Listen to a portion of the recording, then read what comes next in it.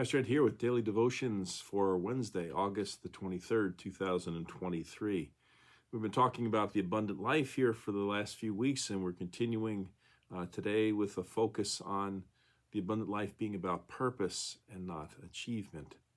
The reading, the gospel reading that I'd like to share today is taken from the Gospel of John, 13th chapter, verses 1 through 5 and 12 through 17.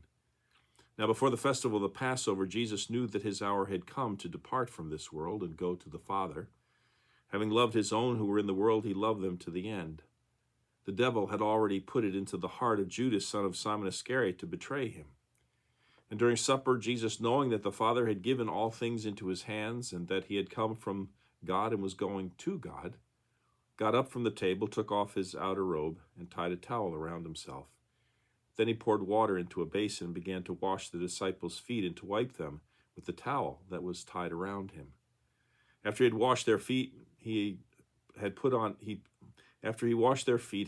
his robe and had returned to the table, he said to them, "Do you know what I have done to you? You call me teacher and Lord, and you are right, for that is what I am. So if I, your Lord and teacher, have washed your feet, you also ought to wash one another's feet. For I have set you an example, that you also should do as I have done to you. Very truly I tell you, servants are not greater than their master, nor are messengers greater than the one who sent them. If you know these things, you are blessed if you do them." Yesterday we talked about how in our society and in our culture today, we admire and emphasize achievement almost over everything else. Well, in today's gospel passage that I just read, we hear an entirely different message, though, don't we? Jesus had assembled around him a ragtag group of nobodies and underachievers. His disciples were not the movers and shakers of ancient Palestine. They were not wealthy. They were not the most educated. They had not achieved any real distinction in their lives before Jesus had plucked them out of their anonymity and called them to be his followers. In other words, it was not their achievements which had led to their call, not even necessarily their obvious potential, because it was anything but obvious. And yet that did not stop Jesus from doing what he did, nor did it stop him from loving them. Knowing that the end was near, that his earthly ministry was drawing to a close, Jesus got up from the table where he and his disciples were eating, took off his outer robe and tied a towel around his waist. Then pouring water into a basin, he began to wash his disciples' feet and wipe them with that towel. After he was finished, put his robe back on and had rejoined them at the table, Jesus asked them if they understood what he had just done for them. "I have set you an example," he said, "that you also should do as I have done to you." What he had done, of course, was to provide them with a profound and also poignant example of servanthood. Not only that, but he'd also given them a purpose and a direction for their lives from there on out, to love and serve each other and the world, just as he had loved and served them. "Very truly I tell you," he said, "servants are not greater than their master, nor are messengers greater than the one who sent them. If you know these things, you are blessed if you do them." In that typical everyday moment of eating around the table, Jesus had nevertheless left his disciples with a revolutionary and unprecedented purpose for their lives. It was not to be about achievement, not that any of them around that table had done anything particularly noteworthy to that point anyway. Instead, it was to be about servanthood and loving others as they had been loved by Jesus.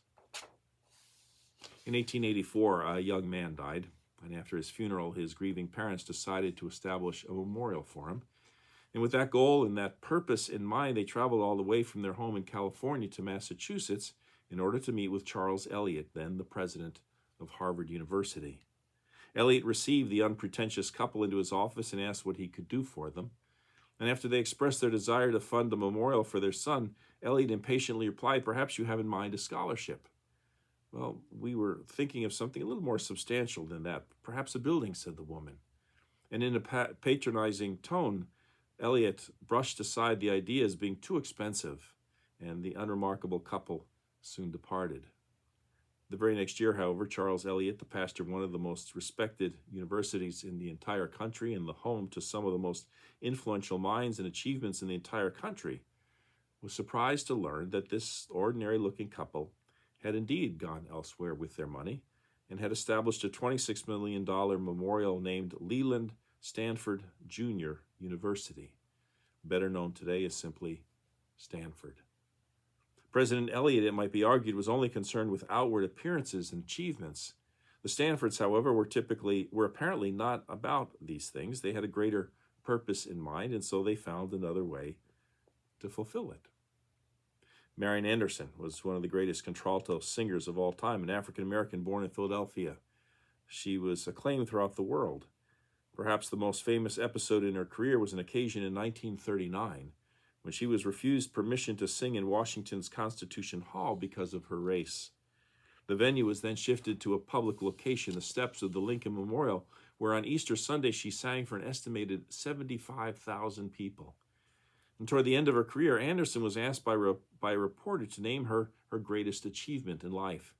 She had many possibilities to choose from, including that Easter Sunday singing to 75,000 people, or the night Toscanini told her that she possessed the finest voice of the century, or the concert she once gave at the White House for President and Mrs. Roosevelt and the King and Queen of England.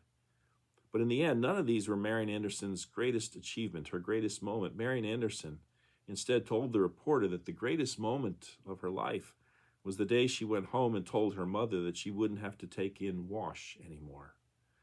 That act of love for the mother who had helped support the family for years by taking in other people's wash, that act of selflessness for the very one who had taught her such selflessness in the first place, that was the greatest moment in Marian Anderson's life. Not all the acclaim she had received for her singing, it represented a far more important sense of meaning and purpose for her. That same Viktor Frankl I spoke of yesterday once wrote, "Don't aim at success. The more you aim at it and make it a target, the more you're going to miss it. For success, like happiness, cannot be pursued. It must ensue, and it only does so as the unintended side effect of one's personal dedication to a cause greater than oneself, or as the byproduct of one's surrender to a person other than oneself." The abundant life, it's about purpose, not achievement. Well, we'll actually wrap up this little conversation tomorrow. Until then, take care. See you then. Bye.